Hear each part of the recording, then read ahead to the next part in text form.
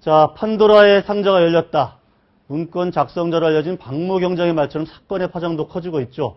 김경재 전 국회의원, 김영광 전 청와대 정무일 비서관, 그리고 조수진 동아일보 정치부 차장과 함께 집중 진단 시간으로 준비했습니다. 안녕하십니까? 네. 안녕하십니까? 예. 자, 오늘 좀 뉴스가 많습니다. 정민회 씨를 저희가 한 17분가량, 인터뷰도 했고요. 그 내용도 저희가 좀 다뤄봐야 되는데, 그에 앞서서,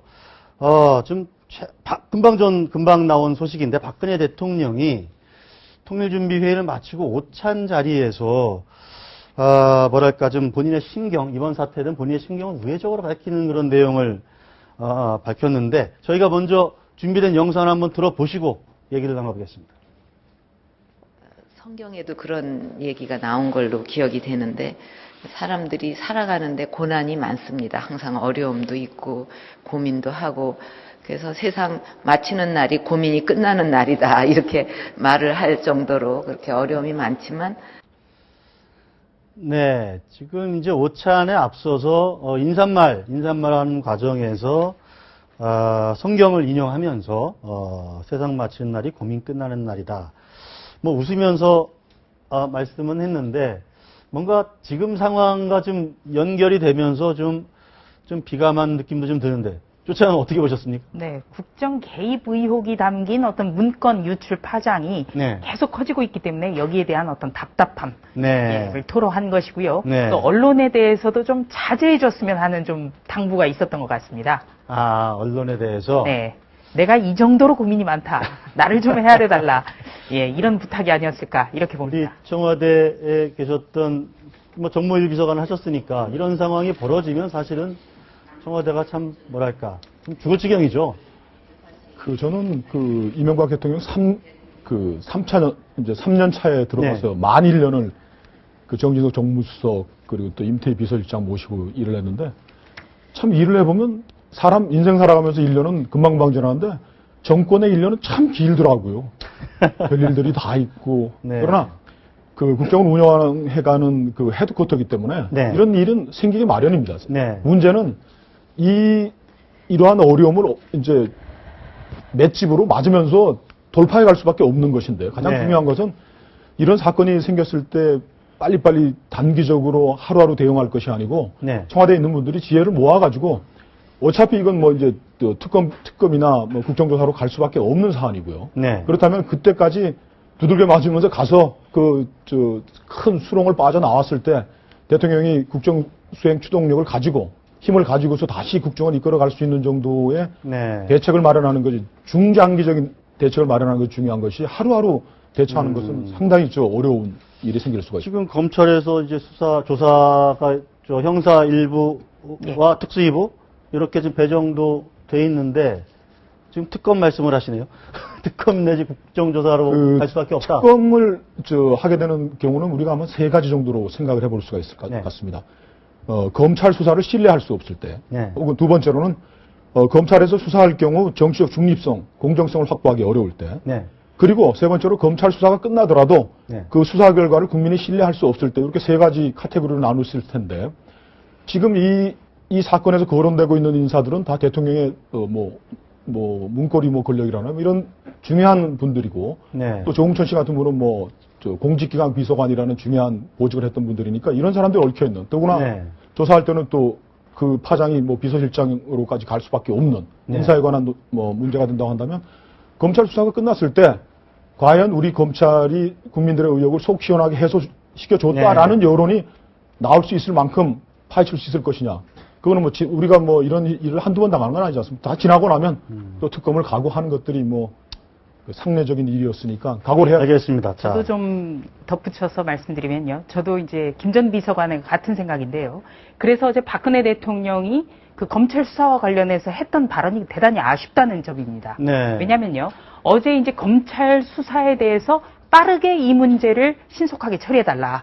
이렇게 당부를 하면서도 이 문건의 내용은 허무맹랑한 얘기다. 소문이 없다. 이렇게 얘기를 했거든요. 그렇기 때문에 검찰에서 신속하게 어디에 배당할 것인가 정했지만 그 대통령이 마치 수사에 가이드라인을 준 것처럼 비춰졌기 때문에 허무맹랑한 얘기. 그렇기 때문에 검찰에서 어떤 수사 결과가 내놓더라도 정치권에서는 과연 이 수사를 신뢰할 수 있겠느냐. 이런 게 계속 논란이 네. 빚어질 거다. 그래서 그냥 대통령이 검찰에서 명명백백하게 사실관계를 밝혀달라. 네. 이 정도 원론적인 입장만 밝혔어야 되지 않나 이런 생각이 듭니다. 김경재 의원께서 미소를 지시면서 이 두 분 말씀을 들으셨는데, 저는 방금 대통령이 말씀하셨다는 내일 처음 들으면서 네, 서글프기도 하고 좀 분노가 느껴집니다. 네, 우선 대통령은 국민의 투표로 뽑은 사람인데 네, 대통령을 어떻게 보좌를 했길래 청와대에서 네, 대통령의 인생의 어떤 그 쓴맛을 이렇게 얘기할 정도로 상황이 네. 악화됐는가. 네, 네, 저는 나중에 이제 그 문건에 대해서 자세히 말씀을 하시겠지만, 문건의 내용도 대단히 중요합니다. 네, 그러나 제가 엊그제 어디 가서도 그 얘기 했습니다만, 이 문건이 유출된 것이 그냥 네. 어떻게 실수로 유출된 것이 아니라, 네, 고도의 어떤 정치 공작적 차원에서 유출된 것 같아요. 네, 그러니까 이것이 유출되면 누가 이익을 보느냐 네, 하는 입장을 생각해 보세요. 네, 그리고 어떤 경우든 간에 청와대에서 맺는 문서가 국가문서인데 국가문서가 슬슬슬 흘러나왔어요.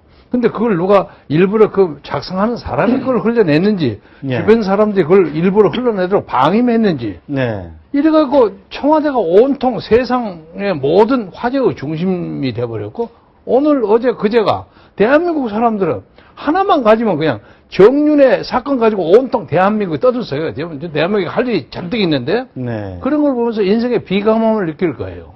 그래서 저는 우선 기본적으로 이 문제가 우연 발생한 것이 아니라 어떤 정권을 기본적으로 흔들려고 하는 사람, 그리고 정권의 안보와 관계없이 자기들의 이익을 챙기려고 하는 사람들의 고도의 책략에 노란하는 것이 아닌가 하는 아주 절실한 생각을 가지고 있습니다. 그래서 참 서글픈 생각이 듭니다. 일단은 정윤회 씨 혹은 이 문고리 3인방의 문건을 누군가 제작을 하고 유출을 한 뭔가 정권을 좀 곤란하게 만들려는 어떤 의도가 있다 이렇게 말씀을 하시는 이제 거죠. 음모론인데 네. 예를 들면 그 박경장이라는 분이 네. 문서를 만들었는데 우선 그 박경장의 제가 지적 수준을 의심하는 건 아니지만은 네. 거기에 내용이 나온 걸 보면 십상시를 들어가지고 이렇게 쓰는 것이 상당히 고도의 홍보 전략을 가지고 있는 사람의 발언이에요. 네. 우선 장문 수준이. 네. 그러니까 이것이 그 양반만 맺는 것이 아니라 그 양반 말대로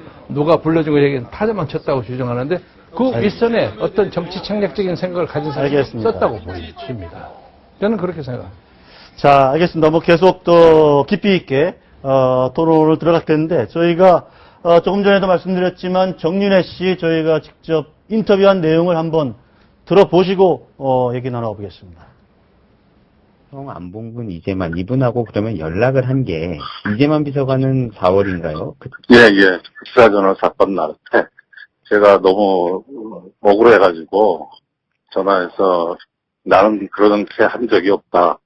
조홍천 비서관은 좀 만나게 해달라. 아무리 연락을 해도 연락이 안 된다. 예, 요거 한 번입니다. 안봉근 비서관하고는 이 사건 터지고 나서는 통화했어요, 제가. 만나진 않으셨어요? 예, 안 만나고 내가 통보했습니다. 이제 나도 이제 할 만큼 했다. 예. 내 건 내가 할 테니까 네. 3인방은 알아서 이렇게 대처를 해라. 네. 이재만 비서관하고는 이재만 비서관하고도 했습니다. 똑같은 얘기를 했습니다.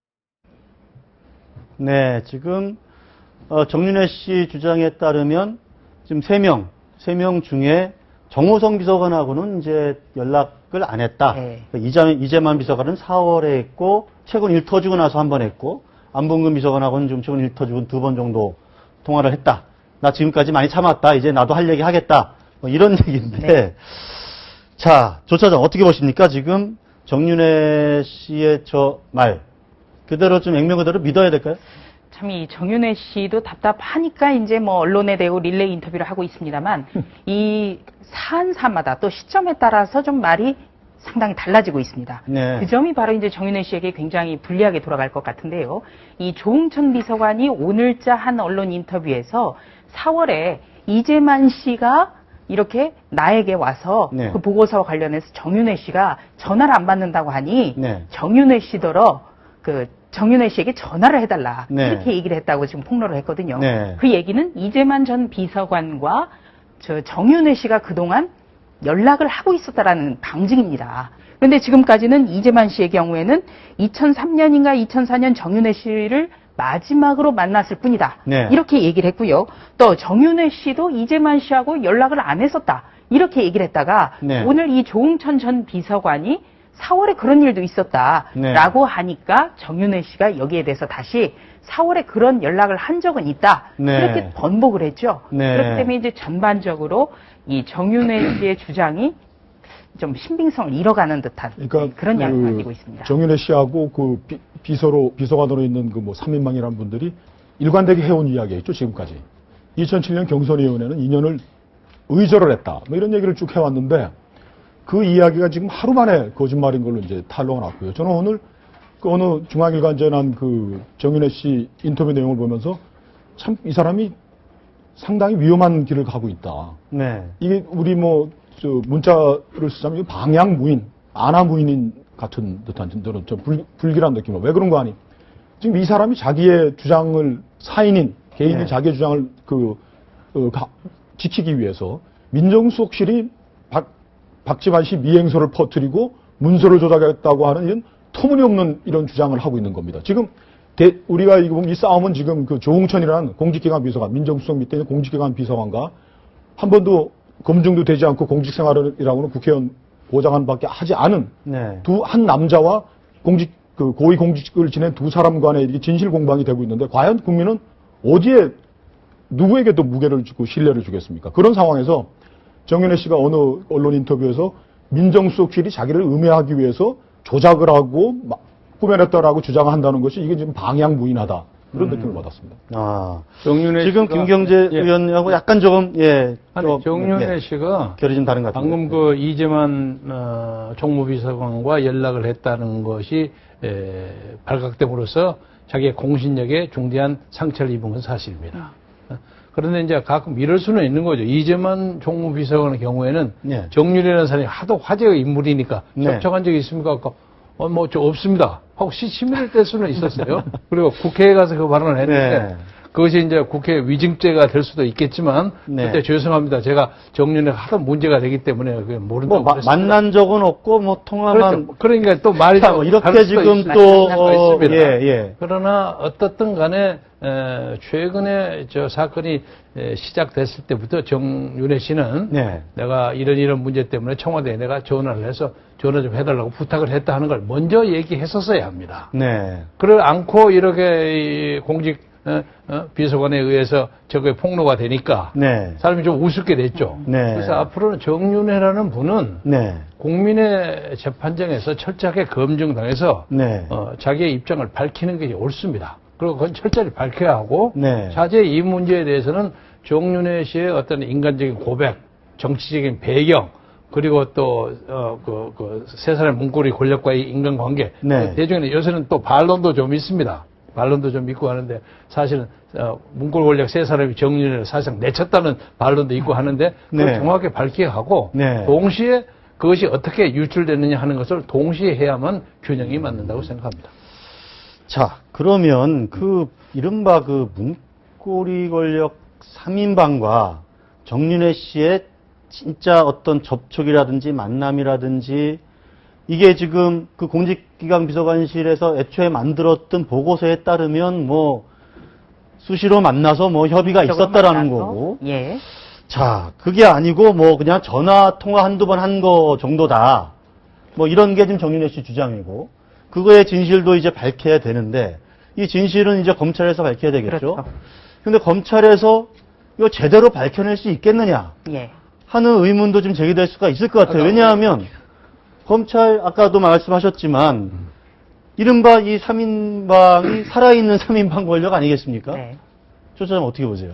더군다나 이제 검찰 수사가 양갈래로 진행이 됩니다. 하나는 명예훼손 부분이고 하나는 문건 유출에 대한 수사입니다. 이 문건 유출에 대한 거는 이제 특별수사기 때문에 서울중앙지검 특수 2부에서 담당을 하게 되고요. 이 명예훼손 사건, 그러니까 앞으로 이 청와대 문건에 연루된 사람들이 나가서 진술을 해야 되는 그런 사건은 서울중앙지검 형사 1부에 배당이 돼 있습니다. 그런데 문제는요, 이 서울중앙지검의 서울중앙지검장은 아마 네. 내년쯤에 임명이 돼야 될 검찰총장 후보 영순입니다. 아, 그렇습니까? 네. 아마 이 점을 아무리 김수남 서울중앙지검장이 이 부분을 의식하지 않고 공명정대하게 수사를 한다고 해도 네. 예, 아마 검찰 그 인사와 맞물려서 갖가지 얘기가 나올 수 있고요. 네. 그래서 더군다나 어제 했던 박근혜 대통령의 네. 수사 가이드라인을 주는 듯한 그런 발언이 대단히 위험하다. 저는 그렇게 보는 겁니다. 그렇다면 그게 여러 가지 어떤 결과를 내놓더라도 어떤 아까 말씀하신 대로 좀 그 수사 결과에 대한 의혹이 좀 더 재생산되고 확대 재생산되고 이럴 가능성이 있단 그런데요, 말이죠. 제가 여기서 끼어들고 싶은데 예, 아까 예. 김영광 씨가 그래서 이제 특검 처음부터 말씀을 하신 특검 건데 얘기를 했는데 이렇게 생각하자면 세상 만사 믿을 게 하나도 없습니다. 대한민국 정부는 뭐 합니까? 네. 지금 우선 부끄러운 것은 모든 정치적인 사건을 전부 재판으로 끌어가는 네. 우리나라의 서글픈 현실인데 네. 검찰 이렇게 방금 조수진 차장이 말씀하신 것처럼 그 양반이 다음에 이제 검찰총장 제1호 네. 후보가 되는 그런 영광을 따지기 시작하자면 대한민국에 믿을 사람 하나도 없는 거예요. 일단 해보고 네. 문제가 있으면 그렇죠. 여론에 들끓을 경우에 자 특검하자 이렇게 나와야지. 검찰 믿을 수 처음부터. 없으니까 네. 특검하자 하면 대한민국 산으로 올라가 버립니다. 그걸 그 부분에 대해서 네. 제가 좀 설명을 드리면 네. 저도 특검 무용론 쪽에 기울어져 있던 사람입니다. 네. 근데 이 사건은 특검으로 갈 수밖에 없는 성격의 사건이다. 왜 그런가 하면요. 1999년에 온노비 특검이 우리 처음으로 실시된 특별검사였습니다. 그때 왜 특검을 했느냐? 그 당시 검찰총장이었던 김태정 씨의 부인 연정희 씨가 연루된 사건이기 때문에 검찰에서 수사하는 것은 곤란하다. 네. 그 사건의 개요는 아시죠? 신동아그룹 네. 회장 부인이 이형자. 부인. 이영자 씨가 이제 영부인과 자기 남편의 구명을 위해 가지고 영부인과 검찰총장 부인에게 라스포사라는 고급 옷가지들을 선물했다라는 게 의혹이었는데 그 핵심인데 그 당시에 DJP 연대로서 이루어진 정권에서 그때 특검을 받아들일 수밖에 없던 게 검찰총장의 부인이 수사 대상이기 때문에 검찰하기 어렵다 그래서 넘어갔었고요.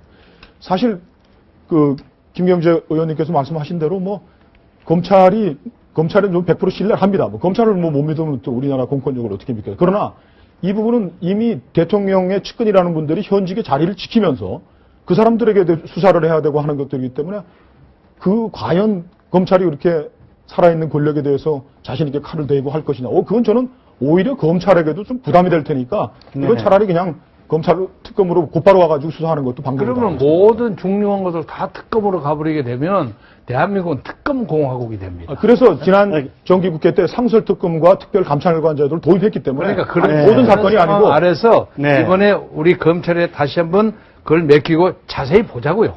자세히 봐서 알겠습니다. 문제가 되면 우리가 막 자, 수사 방식의 문제가 하나 있을 수 있는데 잠깐 하나만 더 제가 질문을 드리면 이재만 비서관이나 이른바 청와대 3인방이라고 지목되는 분들이 조금 위험한 발언일지 모르겠지만 차라리 내가 다 공직을 내려놓고 당당하게 조사받겠다 이런 방식은 불가능할까요? 충분히 가능하다고 생각하는데 네. 그것은 우리가 공문에 붙이는 것은 좀 때이른 네. 감이 있고 우선 세 사람들이 자기 나름의 신분을 생각할 겁니다. 네. 그리고 자기들이 이렇게 신명을 바쳐서 청춘을 바쳐서 네. 모셔둔 박근혜 대통령이 성공한 대통령이 되기 위해서 네. 어떤 식으로 자기들이 처신을 해서 어떻게 재판에 임하는 것이 국가와 민족과 역사 네. 앞에 최선의 길인가는 그들이 판단하도록 알겠습니다. 시간적 유예를 네. 주는 것이 옳다고 생각합니다. 네. 자, 계속 이야기를 이어가기 위해서 정윤혜 씨의 인터뷰 내용을 또 하나 준비하겠습니다. 한번 보시고 말씀 나눠보시죠. 박지만 회장하고는 만나셨을 때는 나는 그렇게 한 사실이 없는데 네. 왜 이런 얘기가 나왔습니까? 여쭤보니까 네. 박지만 회장이 나한테 증거 서류를 보여주겠다 이렇게 얘기를 해서 내가 그럼 보여달라 그랬더니 이틀 후에 보여주겠다 그래서 기다렸습니다.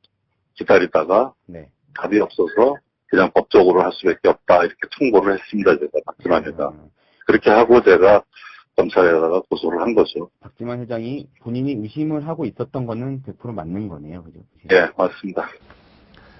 네, 지금, 네, 인수위 시절 통화. 인수위도 아니고 아마 당선되시자마자 다 일괄적으로 다 전화하신 걸로 알고 있습니다. 주변 관계되어 있는 분들에게. 예, 예. 그때는 정말 축하드린다고 정말 훌륭한 대통령이 되셨으면 좋겠다고 네. 저도 굉장히 그 보람이 있었다 그렇게 말씀드렸죠. 통화가 길진 않으셨겠네요, 그럼. 그럼요. 그때는 뭐 전부 다 일괄적으로 하실 때니까 네. 그거 외에는 없습니다. 그거 외에는 없으시고. 네, 저 두 가지인데요. 하나는 조금 전에 보신 거, 박근혜 대통령과 만난 적도 없고, 대선 직후에 짧은 전화 통화를 한번 한 적은 있다. 그리고 이제 박지만 씨와의 이제 소송 경위에 대해서 이렇게 좀 이야기를 한 건데, 자, 조 차장, 이걸 어떻게 봐야 되겠지? 지금 박근혜 대통령이 있고, 박근혜 대통령의 동생이 있고, 그리고 박근혜 대통령의 의원 시절 10년 비서실장, 이 지금 약간 얽혀 있는 관계거든요. 네. 이거를 좀 어떻게 봐야 될지. 이게 지금 왜 중요하냐면 박근혜 대통령과 진짜 정윤회 씨가 비선 실세로서 활동을 했느냐 안 했느냐에 대한 진위하고도 다 관련이 되기 때문에 저 여쭤보는 거거든요. 네. 일단 정윤회 씨는 2007년 대선 후보 경선을 끝으로 해서 박근혜 대통령으로부터 이미 나는 떨어져 나간 사람이다. 네. 이렇게 주장을 했거든요. 네. 근데 이제 오늘 인터뷰를 통해서는 그 대통령 당선 이후에 네. 전화 통화를 짧게 한 적은 있다. 네. 물론 이 전화 통화 내용은 그동안에 자신을 도왔던 사람들에게 인사 차원에서 짧게 두루두루 한 거다. 네. 이렇게 얘기는 하고 있습니다. 네. 그런데 지금까지 큰 줄기가 2007년 대선 후보 경선 이후에는 완전히 떨어져 나간 사람이다. 라는 거를 여러 차례 강조를 해왔기 때문에 이 그림자 실세를 계속하고 있다는 점을 과연 좀 뒷받침을 하는 것 아니냐. 그러니까 정윤회 씨가 완벽하게 박근혜 대통령에서 멀어졌다는 점을 과연 사실로 받아들일 수가 있느냐. 이런 좀 의문점이 조금 남고요. 네. 큰 틀에서 계속 작은 단계에서 계속 조금 다른 이야기가 나와서 네. 짚는 말씀이고요. 또 하나는 이 박지만 씨와의 관계인데 이 박지만 씨와의 잠깐만요. 지금 청와대에서 비서관 등 출석, 검찰 결정에 따를 것 이런 속보가 들어오고 있습니다. 조홍천 전 비서관 진실 밝히는데 협조해야 한다. 이렇게 청와대가 촉구도 했고요. 네. 그러니까 지금 저희가 지금 말씀 나누고 있는 주제와 다 연결이 되는 네, 청와대의 방침인 것 같습니다. 네. 네. 이 자, 박지만 씨와의 관계는 이 올 5월쯤에 그 시사저널 보도로 인해서 네. 문제가 됐었죠. 네. 그러니까 이 박지만 씨를 정윤회 씨가 미행하는 것 같다. 네. 이 내용이 보도가 되면서 이제 정윤회 씨가 이 시사 주간지에 대해서도 명예훼손 혐의로 고소를 했었는데요. 네. 이 정윤회 씨는 자기가 어떤 이 민정수석실에서 이런 자신에 대한 동향 보고서가 올라간 것 자체가 네. 터무니없는 어떤 자신을 음해하기 위한 건데 네. 그 뒤에는 조홍천 전 비서관과 가까운 어떤 그 박지만 씨가 네. 있는 것 아니냐 네. 이런 생각을 끊임없이 하고 있는 것 같습니다. 자, 조홍천 비서관의 청와대 근무는 박지만 회장하고 전혀 관계가 없다는 것이 판명됐습니다. 네. 판명됐고요. 박지만 회장은 제가 알기로는 그 친인척 경계 이런 대상이 돼가지고 네. 청와대에 가까이 하지 못하도록 누구나가 엄명을 내린 걸로 알고 있습니다. 박근혜 대통령이 네. 그리고 또 한때 뭐 꼭 얘기할 필요가 있느냐 없는지 모르지만 박지만 회장의 부인이 굉장히 액티브한 변호사 아닙니까? 네. 굉장히 아주 에너지가 넘치는 모 변호사죠. 예. 네. 그래서 그것도 좀 조심하라 하고 네. 경고가 내려간 걸 몇 차례 경고가 내려간 걸 제가 알고 있습니다. 그래서 요새 그거 없으면 아마 그 양반 막 발발 뛰었을 거예요, 사실은. 그래서 될 수 있으면 서울 근교에서 소위 말해서 속된 말 얼쩡거리지 말아라. 네. 이런 분위기를 가지고 박지만 회장이 거의 안 나타나지 않습니까? 네. 그 누나의 성공을 위해서 좀 자중자애하는 것처럼 보이는데 네. 박지만 회장의 입장에서는 정윤회 씨가 좀 걸렸을 수도 있겠죠. 네. 그러나 그들의 관계라는 것은 서로 간에 충성을 좀 잘하려고 노력하다 보니까 생긴 거라 생각하고 제가 일본어 시키려고 하는 건 아니지만 어떤 정권에서도 다 측근들의 충성 경쟁은 조금씩 있는 것입니다. 다 있잖아요. 이명박 정부에도 있고 DJ 정부에서도 있고 다 있단 말이에요. 근데 다만 그것이 아름답게 이렇게 수렴되지 못해서 이런 문제가 생겼는데 네. 제가 여기서 이제 구체적으로 이 얘기를 가지고 전체 청와대의 스텝을 총괄하는 사람이 이런 걸 사전에 다 잡아가지고 네. 사전에 유출되지 않도록 조정하고 그래야 되는 거 아닙니까? 네. 지금 왜 자, 책임을 전혀 얘기 안 알겠습니다. 하고. 제가 100% 그, 공감하는데. 시간이 좀 부족하니까 좀 결론성으로 그 좀 말씀을 지금 마무리해 주시기 뭐 바랍니다. 실제로 긴실이야 뭐 상당한 기간이 걸릴 것 같고 네. 드러나요. 근데 지금 전 공직기강 비서관이 지금 직무상 인지한 기밀을 또 털어놓고 네. 그렇죠. 또 지금 또 현직 비서관들이 또 권력의 뒤에서 숨어서 자꾸 뭐 서로 공격하고 심각한 이런 것들을 문제죠. 지금 예. 이게 더 심각한 문제인 것 그렇습니다. 같습니다. 네. 네. 누군가 컨트롤 해야죠. 네. 이렇게까지 추한 싸움을 책임질 계속 할 사람이 수는 없는 책임져야죠. 거죠. 이런 네. 문제에서. 자, 지금 이런 상황이 그냥 반드시 검찰에 넘어가서 검찰에 맡긴다. 이렇게만 그런 법적, 조치로만은 해결되지 않는 어떤 정치적, 그렇습니다. 어떤 판단, 정무적 판단, 결정 같은 거 좀 있어야 되지 않을까. 이런 생각을 좀 해봅니다. 전적으로는 박근혜 대통령이 책임이겠죠. 네. 자, 오늘 말씀 여기까지 듣겠습니다. 예, 말씀 감사합니다. 네.